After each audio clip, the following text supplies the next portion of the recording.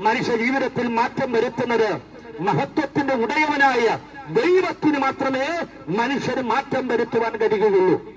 ആ മാറ്റം എന്ന് പറയുന്നത് റോഡിന്റെ വലത്തെ സൈഡിൽ നിൽക്കുന്ന ചൊറിയണം ഇടത്തെ സൈഡിലേക്ക് മാറ്റുന്നത് പോലെയല്ല. എന്താ അതിന്റെ പ്രത്യേകത? വലത്തെ സൈഡിൽ നിന്നാലും സ്നേഹിത ചൊറിയണം അതിന്റെ സ്വഭാവം കാണിക്കും. അതിനെ പിടിതെടുത്ത് ഭംഗിയുള്ള ഒരു പൂച്ചട്ടിക്കകത്ത് ഇടത്തെ സൈഡിൽ വെച്ചതുകൊണ്ടോ കൃത്യമായി വെള്ളവും വളവും കൊടുത്തതുകൊണ്ടോ അതിനെ സംരക്ഷിക്കാൻ വേലി കെട്ടിയതുകൊണ്ടോ അതിൽ തൊട്ടാൽ ചൊറിയുക തന്നെ ചെയ്യും. ചൊറിയണം അതിന്റെ സ്വഭാവത്തിൽ നിന്ന് മാറിയിട്ടില്ല.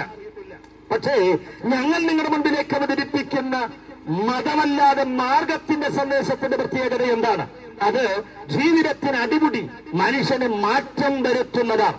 അതുകൊണ്ട് മാറ്റങ്ങളുടെ സന്ദേശമാണ് സുവിശേഷത്തിൽ അന്തർലീനമായിരിക്കുന്നത്.